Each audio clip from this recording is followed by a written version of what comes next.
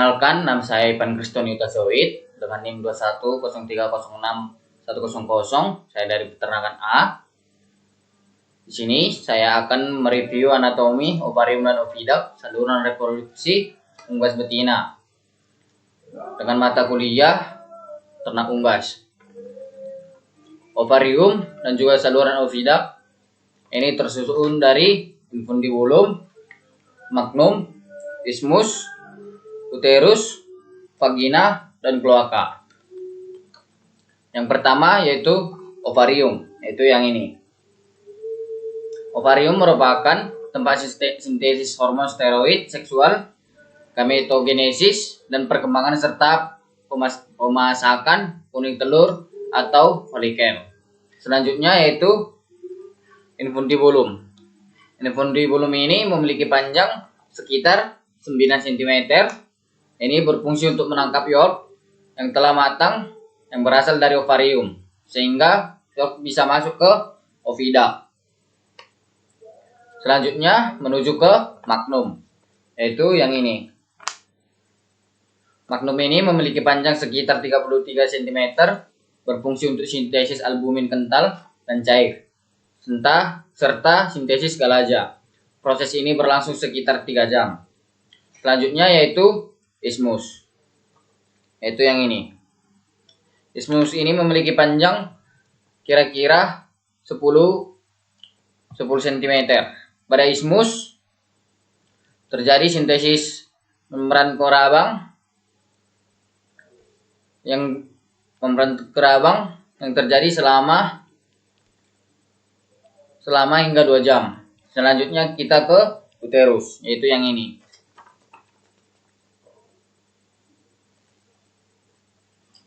Uterus ini memiliki panjang kira-kira 10-12 cm. Pada uterus ini terjadi dehidrasi putih telur atau pampling, kemudian pembentukan kerabang telur, sehingga memakan waktu sekitar 18 hingga 21 jam. Selanjutnya yaitu vagina. Pada vagina terjadi pembentukan kutikula telur melewati vagina secara cepat sehingga 3 menit. Selanjutnya yaitu kloaka. Kloaka merupakan bagian ujung di mana tempat telur akan keluar. Selanjutnya yaitu proses sintesis yolk. Pada sintesis yolk diawali dari kelenjar pituitari yang melepaskan hormon gonadotropin yang menembus ke caecal layer, kemudian akan menghasilkan hormon estrogen, yang dimana hormon estrogen ini berfungsi untuk mensintesis bahan penyusun yolk, yaitu asam amino, fosfor, kalsium, dan lipid. Proses ini terjadi di nukleus pada hati. Kemudian hasil dari sintesis pada hati ini akan menghasilkan beta lipoprotein dan juga viteloginen, yang mana beta lipoprotein akan menembus 2 lapisan, yaitu caecal layer dan granulosa layer. Selanjutnya vitelogini akan terbagi menjadi lipovitelin dan juga fosfilin, yang mana akan menembus 2 lapisan, yaitu caecal layer dan granulosa layer, sehingga akan membentuk yolk. Selanjutnya saya akan menjelaskan proses sintesis albumin.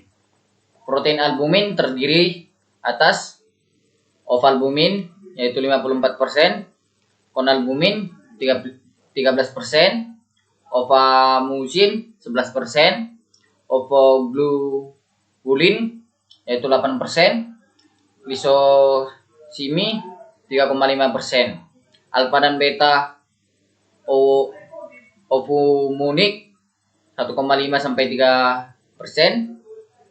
Terdapat juga protein yang levelnya sangat kecil, yaitu avidin 0,05%, flavoprotein 0,8%, ovomakroglobin 0,5%,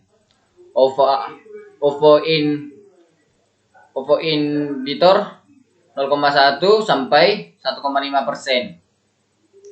sampai 1% dan papain inhibitor 0,1%. Sintesis albumin terjadi pada magnum. Albumin akan disekresikan dan dikontrol oleh hormon estrogen yang larut dalam lemak molekul. Estrogen ini akan melewati membran sel dan diikat oleh reseptor estrogen. Kompleks estrogen dan reseptor tidak aktif sehingga menjadi 5S. Kemudian masuk ke dalam nukleus dan berinteraksi dengan kromosom menyebabkan gen tertentu. Dibentuk menjadi mRNA. Kemudian mRNA akan keluar dari nukleus menuju ke ribosom dan ditranslasi menjadi protein spesifik berupa asam amino sehingga menghasilkan albumin dan protein telur. Proses ini berlangsung selama 3 jam. Selanjutnya yaitu proses sintesis kerabang. Sintesis kerabang ini terjadi di dalam uterus, yaitu yang ini. Di dalam uterus selama 18 jam. 21 jam sehingga dalam uterus selama 18 jam sampai 21 jam. Terjadi dikarenakan adanya ion kalsium dan karbonat yang berada di dalam plasma darah, yang karbonat ini berasal dari hasil metabolik mukosa sel kelenjar kerabang, yaitu CO2 ditambah H2O menghasilkan asam karbonat yang dibantu oleh enzim karbohik hidrase. Kemudian asam karbonat ini akan dipecah menjadi HCO3 ditambah A positif. Kemudian asam karbonat akan masuk ke dalam cairan dalam kelenjar kerabang dan kemudian melepas hidrogen. Lalu kalsium dari plasma darah akan masuk ke sel kerabang, kemudian masuk ke cairan dalam kelenjar kerabang, kemudian bergabung dengan CO3 negatif menghasilkan kalsium karbonat, yaitu kerabang telur. Sekian yang dapat saya sampaikan. Apabila ada kesalahan mohon dimaklumi. Sekian dan terima kasih.